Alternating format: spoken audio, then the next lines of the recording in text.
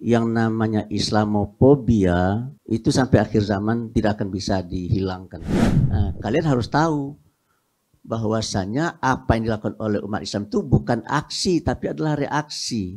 Jadi sebenarnya yang teroris itu bukan Al-Qaeda itu, tapi adalah Amerika Serikat itu sebenarnya yang teroris. Yang teroris itu bukan Hamas sebenarnya, tapi adalah Israel, karena Israel mencaplok tanah rakyat Palestina. Itu jumlah wilayah Israel hari ini 4 kali lipat lebih besar dari negara awalnya, luas tanah awalnya. Jadi yang 3/4 berarti itu tanah orang Palestina yang dirampas. Pertanyaan saya, kalau tanah bapak dan ibu dirampas oleh orang lain, melawan apa tidak itu ya? Lawan lah kan.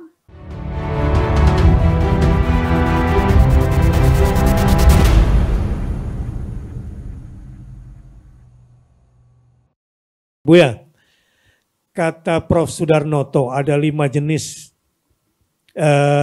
Islamofobia yang terjadi di dunia ini. Ada kultural, ada religius, ada political, bahkan ada kemanusiaan. Ya, ada lagi, saya lupa satu lagi. Nah, kita bicara dari sisi mananya terserah nih Buya nih. Karena kan banyak kalau kita lihat di Indonesia ini baik dari sisi religius maupun dari sisi politik, ya, terutama kata-kata serangan yang berbau hate speech, sampai barangkali ya berupa serangan yang bersifat fisik. Nah ini kira-kira bagaimana pandangan Buya tentang Islamofobia ini? Dan bagaimana seharusnya umat Islam memanfaatkan hari internasional to combat Islamofobia yang sudah menjadi resolusi di Majelis Umum PBB sebagai landasan legal internasionalnya. Walaupun landasan nasionalnya nih nanti kita perlu bicarakan. Silakan Buya. Ya, terima kasih. Assalamualaikum warahmatullahi wabarakatuh. Kalau kita bicara tentang Islamofobia, berarti kita bicara tentang adanya ketakutan terhadap Islam dan umat Islam. Timbul pertanyaan, apa kira-kira yang membuat mereka takut kepada Islam? Lantar do'angkal Yahudu walan nasoro hatta tattabi'a millatahum, ya. Jadi dari ayat itu saya menyimpulkan yang namanya Islamofobia itu sampai akhir zaman tidak akan bisa dihilangkan. Ya, karena secara ideologi Tuhan, sudah firman Tuhan sudah itu firman yang Tuhan, namanya orang Yahudi dan Nasrani itu tidak akan ridho kepada kamu, ya, hingga kamu mengikuti agama mereka. Dasarnya kebencian berarti ya, bukan lantardo itu ya. Hah? Lantardo itu artinya benci ya. Iya, diantaranya benci lah, tidak suka ya, takut juga. Iya. Ada rasa takut sehingga membuat mereka benci gitu kan ya. Iya. Ya, oleh karena itu ya bagi saya ya kita juga jangan mimpi juga ya bahwa tidak akan ada Islamofobia ya. Cuma kan karena kita hidup bermasyarakat, berbangsa dan bernegara, jangan sampai kebencian itu terungkap dan mewujud dalam ucapan dan tingkah laku. Itu yang penting ya. Kalau seandainya sampai terucap berupa hate speech misalkan, atau mewujud dalam bentuk tindakan kekerasan, ya itu ya tidak bisa kita tolerir ya. Karena kalau seandainya kita masih konsisten dengan falsafah bangsa kita Pancasila, so di dalam sila ketiga itu kan persatuan Indonesia ya. Jadi kita tidak boleh ya melakukan hal-hal di dalam kehidupan berbangsa dan bernegara, apalagi kaitannya dengan hubungan antar beragama, melakukan sesuatu yang akan mengganggu persatuan dan kesatuan kita. So kalau seandainya persatuan dan kesatuan kita sebagai bangsa sudah terkoyak ya, maka kekuatan kita sebagai bangsa akan hilang. Nah, sementara kan kita punya cita-cita ya, kita ingin mewujudkan keadilan sosial bagi seluruh rakyat Indonesia. Kalau kita ingin menciptakan keadilan sosial bagi seluruh rakyat Indonesia, maka tidak dapat tidak ya kita harus bersatu.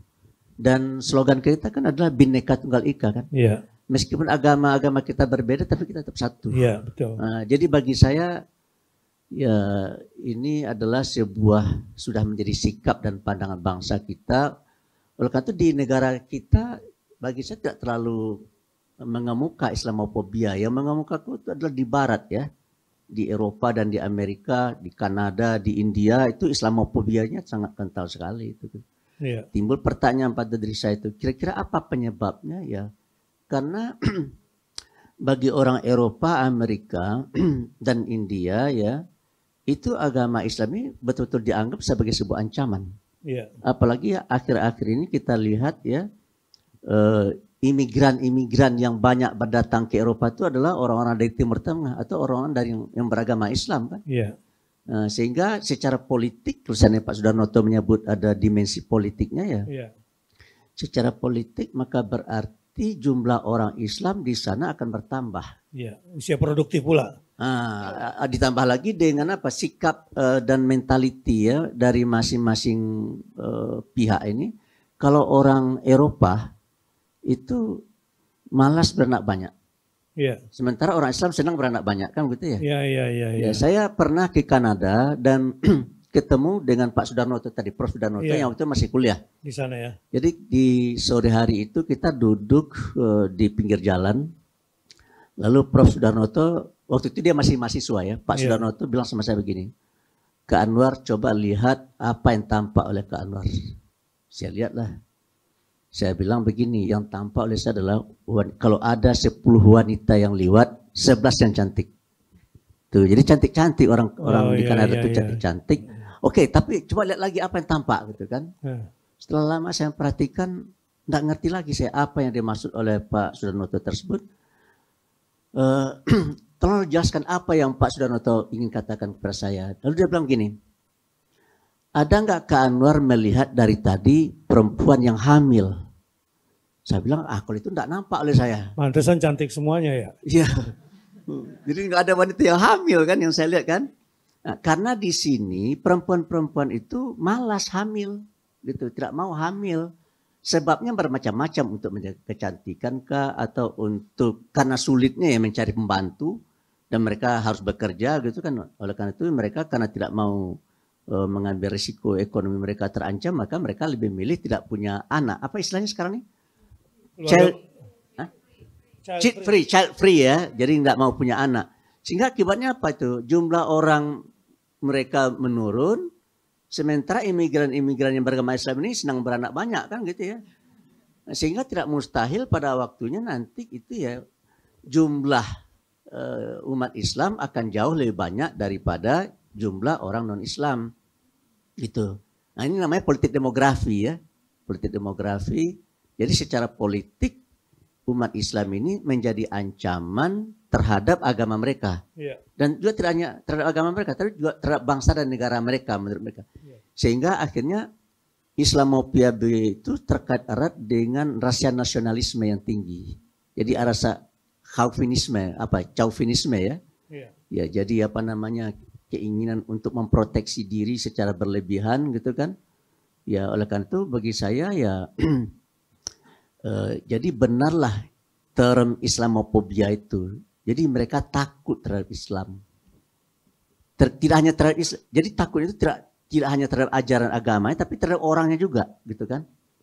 Tuh. Apalagi kalau orang Islam itu mereka lihat ya pemberani-berani gitu, dan bahkan dalam bahasa yang lebih menyudutkan, mereka melihat orang Islam itu sebagai kelompok radikal atau teroris gitu ya, gitu. Nah, saya sering sekali menjelaskan, bahkan akhir-akhir ini Hamas dianggap sebagai teroris. Iya. Saya berdebat dengan beberapa orang teman yang menyatakan bahwa Pak Anwar Abbas itu Hamas teroris itu Pak Anwar Abbas. Kenapa kamu katakan dia teroris? Karena dia telah membuat ketakutan kepada orang Israel. Sehingga akhirnya Israel membalas.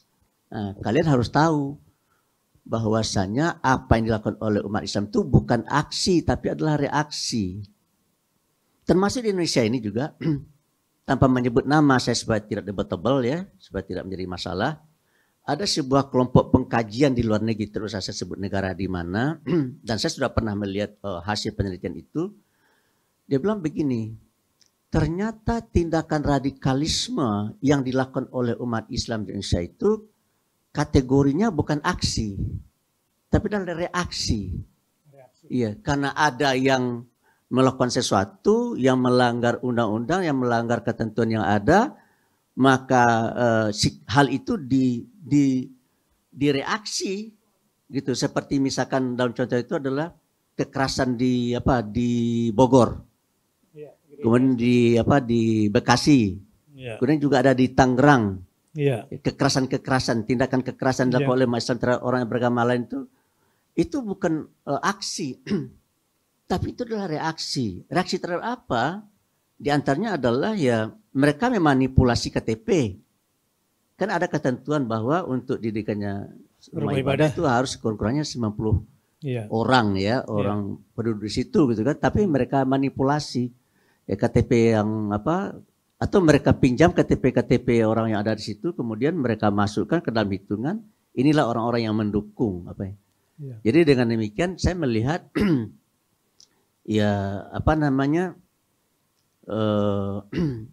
umat Islam melakukan tindak. Bagi contoh gini, Al-Qaeda itu kan dianggap teroris, ya kan? Sekarang kita analisis, Al-Qaeda itu dulu kan diajak oleh Amerika untuk secara bersama-sama menghadapi Uni Soviet.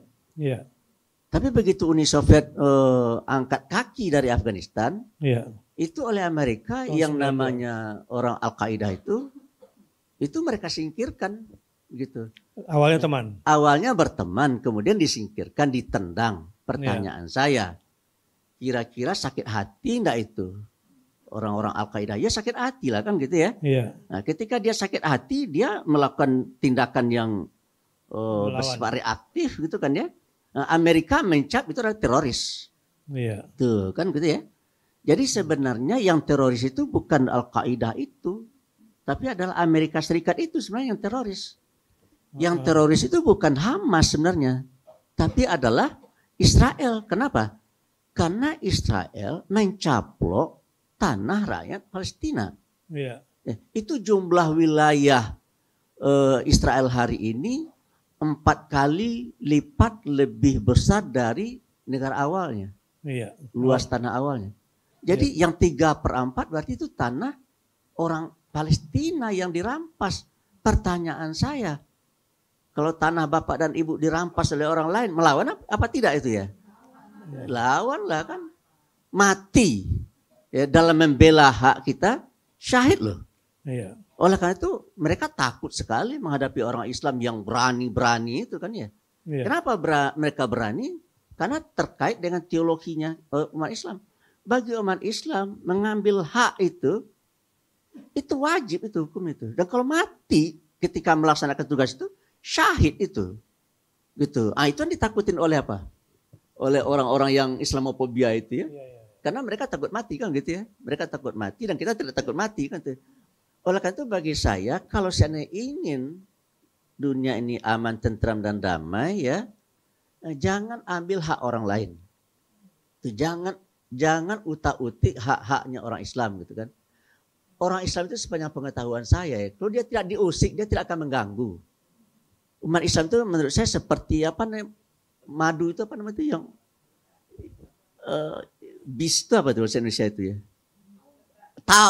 Tawon ya, lebah, kayak lebah ya. Kalau tidak diganggu dia tidak ngapa-ngapain dia tuh. Tapi kalau cuma diganggu ya dia akan akan serang kita, dan begitu dia serang dia mati langsung tuh. Setiap dia mengeluarkan senjatanya itu untuk melukai kita, itu dia mati. Dan dia rela mati gitu. Kenapa dia rela mati? Karena dia diganggu. Saya umat Islam juga kayak begitu. Dan saya rasa tidak hanya umat Islam, umat agama lain juga begitu saya rasa ya. Orang Kristen, orang Katolik, orang Hindu, orang Buddha, orang Konghucu, kalau diganggu dia melawan dia kan gitu ya. Oleh karena itu diperlukan sebuah undang-undang ya, yang kira-kira arahnya adalah bagaimana caranya supaya di kalangan umat beragama ini ada saling peduli dan saling bertoleransi. Oleh karena itu jangan ada hina-menghina, rampok-merampok, rampas-merampas gitu ya. Kalau seandainya praktek-praktek seperti itu kita tolerir gitu ya, hina menghina, apalagi rampas merampas gitu ya, jorok menjorokkan gitu, itu saya rasa selama itu ada maka tidak ada damai di antara kita. Ya.